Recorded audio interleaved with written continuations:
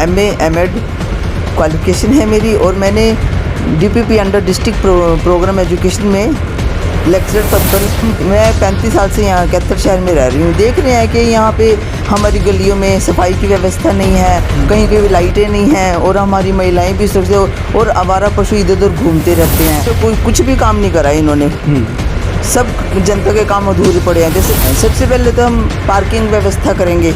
जैसे शहर में जाते हैं, लोगों को गाड़ी पार्क करने के लिए बहुत मुश्किल होती है। गलियों में मेन चौक पे गलियारों में CCTV कैमरे लगाएंगे जिससे हमारी महिलाएं सुरक्षित रह सके। कोई आप देखेंगे छोटे छोटे गरीब आदमी कर्मचारी जितने भी हैं वो सफाई तो करते हैं और सारा दिन सब वेतन लेने के लिए वो सिर्फ अपना वेतन मांग रहे हैं, अपनी मजदूरी मांग रहे हैं, उसके लिए उनको स्ट्राइक करनी पड़ती है। ओम प्रकाश चौटाला जी के भी काम देख लो, इस कैथल का पहले तो इन्होंने जिला बनाया। अभी आपने भारतीय जनता पार्टी को और कांग्रेस की पार्टियों को चेयरपर्सन के उम्मीदवार को देखा है, परखा है, कितने उन्होंने काम किए हैं, भ्रष्टाचार के आरोप में साबित हो चुके हैं और सिद्ध हो चुके हैं। अब आपने सोचना है आपने किस चेयरपर्सन को चुनाव करना है। वादा करते हैं जो जनता का कार्य है, समय पर जो म्यूनसिपल कमेटी के अंतर्गत आते हैं, जो हमारे वो सब कार्य जनता की सेवा के लिए हम तत्पर रहेंगे। कैथल में चुनावी शंखनाद का बिगुल फूका गया है, लेकिन आपको बता दें कैथल में सबसे पहली जो मजबूत दावेदारी पेश की है वो इनेलो ने की है और इनेलो ने अपना उम्मीदवार तो घोषित किया भी है, बल्कि चुनावी कार्यालय को भी शुरू कर दिया गया। और सेक्टर 20 में हम मौजूद हैं और मेरे इस तरफ जो इनेलो प्रत्याशी उमा रानी है, उनसे बातचीत करने पहुँचे हम और जानेंगे उन तमाम मुद्दों को लेकर क्या है उनकी राय और क्या कुछ एजेंडा है जो चुनाव लड़ने का है और किस तरह से जो एक प्रारूप तैयार किया गया है और कितने जनता के मुद्दों से ये वाकिफ़ हैं। जी बहुत बहुत स्वागत है आपका। मैं उमा रानी, सबसे पहले तो मैं आपके चैनल के माध्यम से आपको यहाँ आने पर धन्यवाद करती हूँ और आपके चैनल के दर्शकों को हार्दिक रूप से अभिनंदन करती हूँ, स्वागत करती हूँ। जी उमा रानी जी, कैथल के लोगों के लिए हमारा पहला सवाल ये है कि आप अपनी क्वालिफ़िकेशन बता दें, कितना पढ़ी लिखी हैं, क्या कुछ क्वालिफ़िकेशन है, क्योंकि जहाँ एक महिला के लिए सीट आरक्षित है तो महिला चुनाव लड़ेंगी तो सबसे पहला लोगों का ये रहता है कि महिला जो भी चुनी जाए वो पढ़ी लिखी होनी चाहिए। मैं MA M.Ed क्वालिफ़िकेशन है मेरी और मैंने DPP under district programme education में लेक्चरर पद पर डाइट में लेक्चर कार्य भी किया है 6 इयर्स का। जी जी, ये मेरी क्वालिफ़िकेशन है MA M.Ed। जी जी। तो जिस तरह से चुनाव में ताल ठोक दी गई है, इनेलो ने आपको प्रत्याशी बना दिया गया है, तो क्या कुछ सोच रही कि चुनाव में आपने हाँ भरी है, चुनाव मैदान में उतरे हैं, चुनाव लड़ने की जो इच्छा जताई है, क्या कुछ सोच रही है आपकी? हाँ, वो मैं 35 साल से यहाँ कैथल शहर में रह रही हूँ। देख रहे हैं कि यहाँ पे हमारी गलियों में सफाई की व्यवस्था नहीं है, कहीं कहीं लाइटें नहीं हैं और हमारी महिलाएं भी सुरक्षित और आवारा पशु इधर उधर घूमते रहते हैं। इन सब के कार्यों के लिए हमने सोचा भी चलो इन सब का उद्धार करने के लिए हम इसमें कार्य करेंगे। जी। तो जब आपने चुनावी मैदान में उतरने का मन ही बना ही लिया है तो किन मुद्दों को लेकर चुनावी मैदान में उतरेंगे और क्या कुछ रोड मैप आपने बनाया है? जो शहर की सफाई व्यवस्था है, कूड़े का उठान है, स्ट्रीट लाइट है, पानी की व्यवस्था है, जगह जगह गंदगी के ढेर पड़े हैं, उन सब को काम करने के लिए हम इस चुनाव में उतरे हैं और पूरा कार्य हम दिल लगाकर करेंगे। वादा करते हैं जो जनता का कार्य है, समय पर जो म्यूनसिपल कमेटी के अंतर्गत आते हैं, जो हमारे वो सब कार्य जनता की सेवा के लिए हम तत्पर रहेंगे और निष्ठा से ईमानदारी से कार्य करेंगे उसमें। जी। मौजूदा सरकार के कामकाज को कैसे देखते हैं, कितना लोग संतुष्ट मानते हैं इस कामकाज से? जो सरकार ने वादे किए थे पहले चुनाव में उतरने से पहले, जो वादे किए थे उन पर कितना खरा उतर पाई ये सरकार? नहीं, उस पर कोई कुछ भी काम नहीं करा इन्होंने। सब जनता के काम अधूरे पड़े हैं। जैसे टैक्स के लिए जाएं तो NOC नहीं देते, उनके वो चढ़ाते ही नहीं, काम होता ही नहीं, इधर उधर भटकते रहते हैं सारी पब्लिक, कोई काम नहीं होता पब्लिक का। बहुत दिक्कतों का सामना करना पड़ता है पब्लिक को, कोई भी काम नहीं हो रहा है किसी भी पब्लिक का, किसी भी इंसान का, सब दिक्कतों का सामना कर रहे हैं। अच्छा, तो चलो अगर जिस तरह से बात करें दिक्कतें काफ़ी हैं, तो अगर बात करें आपको अगर मौका मिल जाता है तो क्या कुछ प्राथमिकताएं रहेंगी, किन मुद्दों को आप ये सोचते हैं कि पहले होने चाहिए? जिस तरह आउटर कॉलोनियों में मैं आपको बता देता हूँ, कहीं सीवरेज की व्यवस्था नहीं है तो कहीं गलियों की व्यवस्था नहीं है, कहीं पानी की व्यवस्था नहीं है तो कहीं पर लोगों को बिजली के कनेक्शन में दिक्कतें आ रही है। तो ये सब चीज़ें होती हैं जो सरकार के संज्ञान में लाना होता है। तो क्या कुछ प्राथमिकता रहेगी आपका, क्या कुछ काम करने का तरीका रहेगा? सबसे पहले तो हम पार्किंग व्यवस्था करेंगे।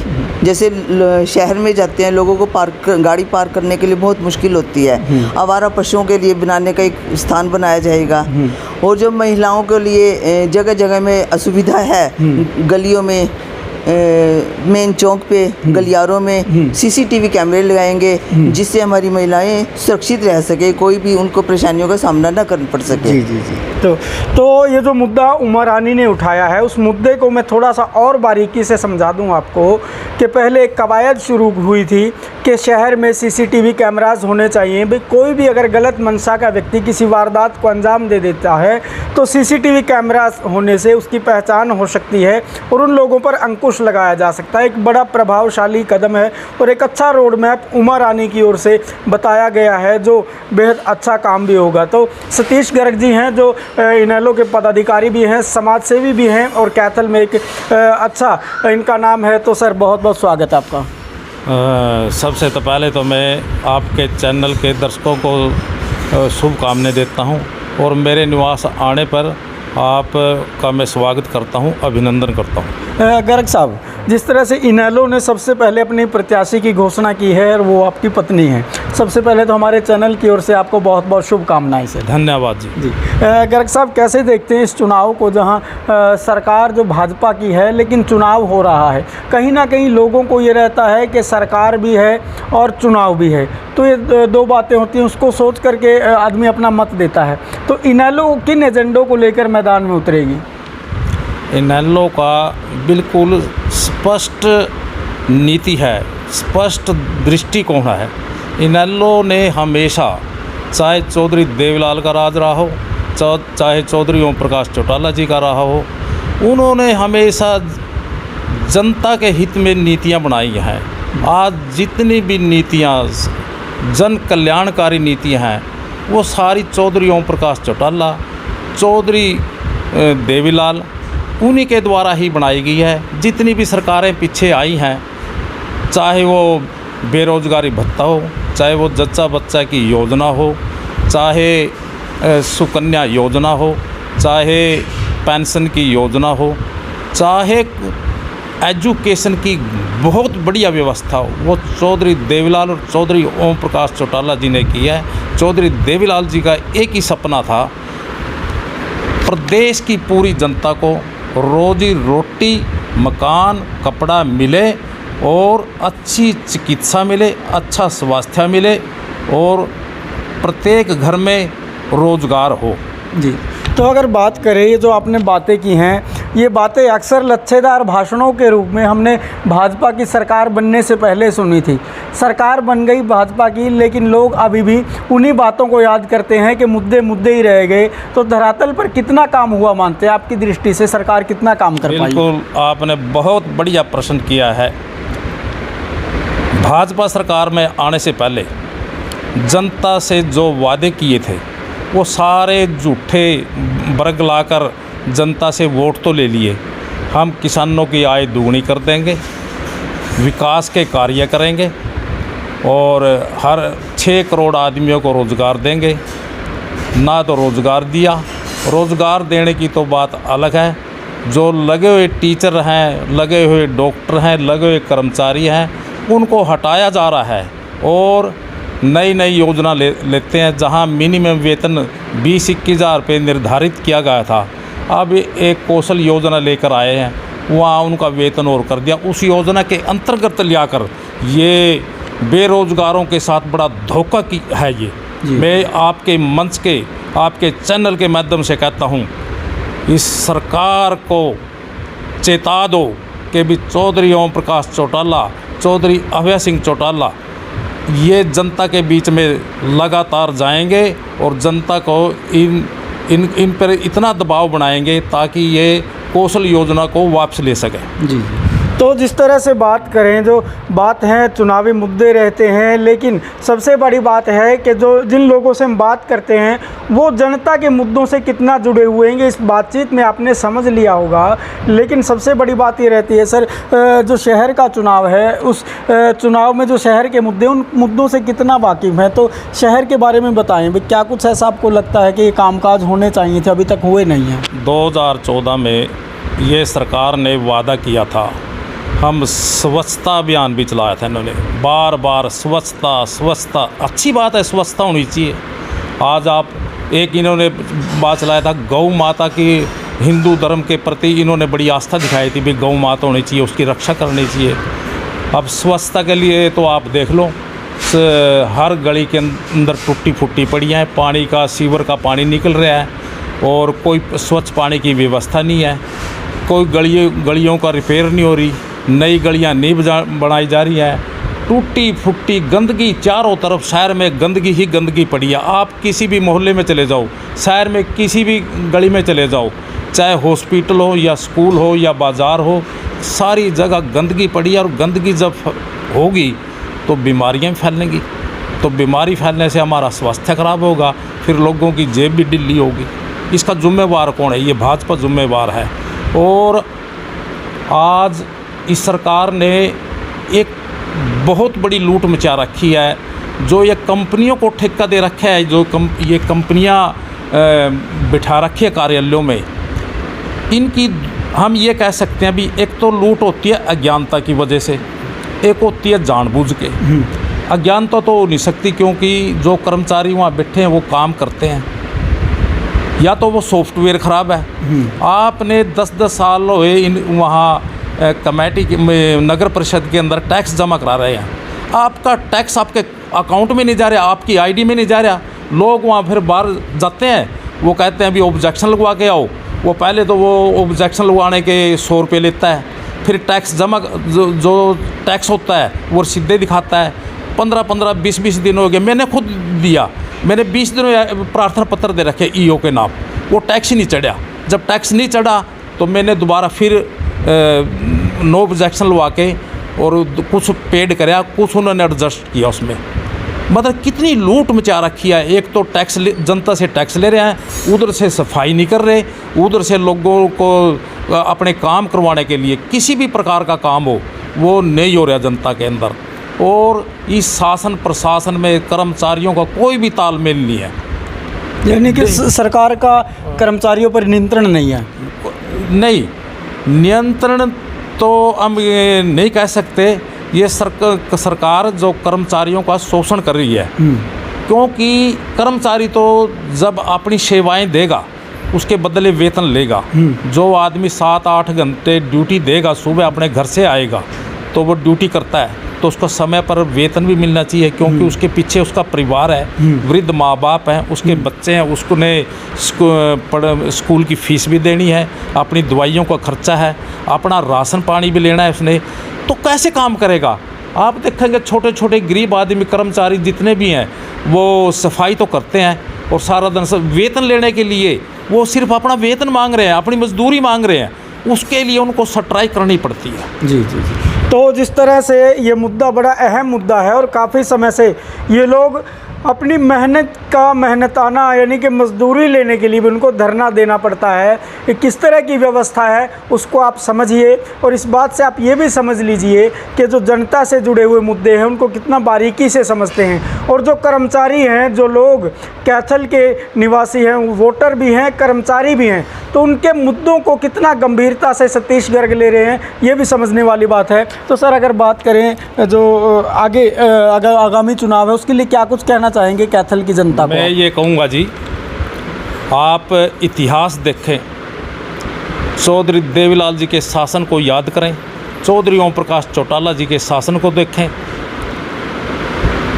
शिक्षा के बारे में जो गरीब आदमी है एक शहर से दूसरे शहर में, एक गांव से दूसरे गांव में जाता है और उसके पास ना मकान है ना उसके पास सक्षम पैसे हैं, तो उन बच्चों के लिए चौधरी देवीलाल जी ने एक योजना बनाई थी टपरीवास के लिए।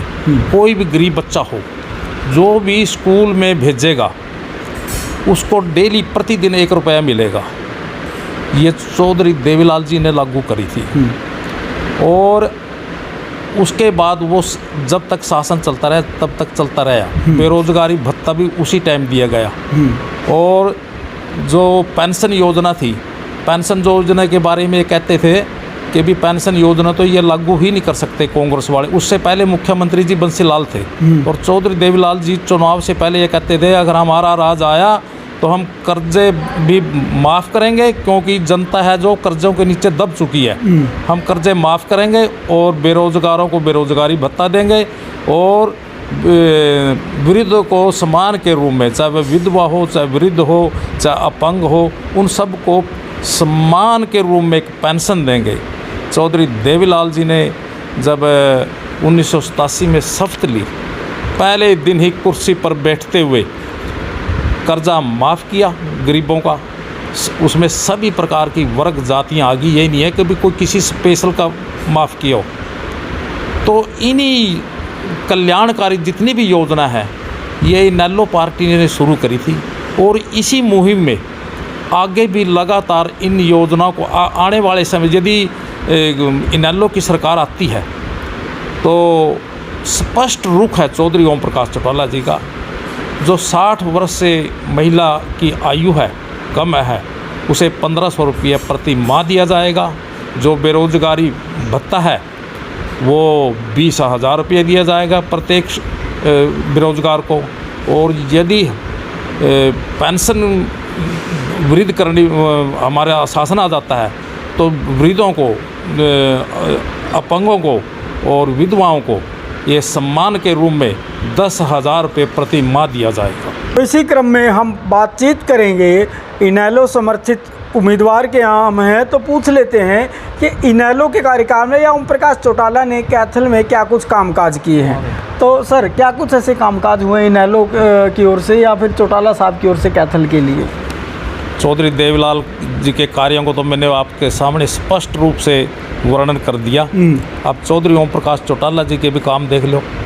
इस कैथल का पहले तो इन्होंने जिला बनाया, दूसरा इन्होंने जितने भी ये हॉस्पिटल हैं, चाहे ये सेक्रेटेरिएट हैं, इन्हीं का निर्माण इन्हीं के कर कमलों से हुआ। उस समय के अंदर 2005 जब 1999 से 2005 तक इनका राज रहा। ऐसा कोई शहर नहीं था, ऐसा कोई गांव नहीं था जहां पानी की व्यवस्था ना हो, सड़क और गलियों की कोई व्यवस्था ना हो और इवन के शमशान घाट भी पूरे पक्के कर दिए गए थे। और बच्चों की शिक्षा के लिए पूरा स्टाफ था। लगभग चाहे वो स्कूल की बात हो, चाहे वो हॉस्पिटल की बात हो या किसी का डीसी कार्यालय की बात हो, हर कार्यालय में पूरा स्टाफ था। और जब ये सरकार छोड़ के गए, जब कोई ऋण की सरकार पे ऋण नहीं था, 600 करोड़ रुपए खजाने के अंदर छोड़ के गए थे। चौधरी ओम प्रकाश चौटाला जी का मैं तो ये कहूँगा जो इन्होंने मैनेजमेंट के रूप में और विकास के रूप में कार्य किया है वो तो उदाहरणीय है, एग्जाम्पलरी है। ये तो इन सरकारों ने इनसे सीखना भी चाहिए भी उन्होंने कैसे इतने विकास के कार्य किए और किसी बिना ऋण के। आज तो ऋण ले रखे है, एक हमारा हरियाणा का नौजवान है वो लाखों रुपए में दब चुका है। इसका आंकड़ा अभी पीछे से हुआ था, मेरे ख्याल में लगभग 2 लाख रुपये पर मेंबर आज कर्जा है। जी। तो जिस तरह से उमा रानी जी राजनीतिक पार्टियां लगातार देखती आ रही है, कैथल की जनता, आप भी एक राजनीतिक पार्टी की ओर से उम्मीदवार बनाई गई हैं, तो कैथल के लोगों को क्या कुछ संदेश देना चाहेंगी, क्या कुछ कहना चाहेंगी ताकि वो लोग ये निर्धारित कर लें कि आप जो कह रहे हैं उसके पीछे का जो लॉजिक है और वो मन बना ले जनता कि हमें करना क्या है? क्या कुछ कहना चाहेंगे? तमाम राजनीतिक दलों को लोग देख चुके हैं। जी, मैं कैथल की जनता से अपील करती हूँ कि पहले भी आपने भारतीय जनता पार्टी को और कांग्रेस की पार्टियों को, चेयरपर्सन के उम्मीदवार को देखा है, परखा है, कितने उन्होंने काम किए हैं, भ्रष्टाचार के आरोपों में वे साबित हो चुके हैं और सिद्ध हो चुके हैं। अब आपने सोचना है आपने किस चेयरपर्सन को चुनाव करना है, और आप पढ़े लिखे को, ईमानदार को और पूरी जो निष्ठा से कार्य करेंगे उस उम्मीदवार का चुनाव करें। ये आपने सोचना है, ये आपकी जिम्मेवारी है। आपने अपने शहर के किस इंसान को चेयरपर्सन के लिए चुनाव करना है। जी। तो कैथल के लोगों को ये जो अब बातें बोली गई हैं उस पर ध्यान देना चाहिए, क्योंकि राजनीति में जो चुनावी मुद्दे होते हैं उनकी सत्यता को परख करके फिर आप ये तय करें कि चुनाव में हम किसको वोट दें। तो तमाम जानकारियों के लिए जुड़े रहिए हमारे साथ, क्योंकि हम आपको कैथल के उन तमाम चेहरों से रूबरू करवाते हैं जो चेहरे चुनावी मैदान में हैं, और बातचीत इसलिए करते हैं हम ताकि आपको पता चले कि उनका क्या एजेंडा है, क्या रोड मैप है, और आपको ये आभास हो जाए दूसरों में और उनमें फ़र्क क्या है, किसकी बात है ठीक और किसकी है सटीक। मैं हूं संदीप कुमार।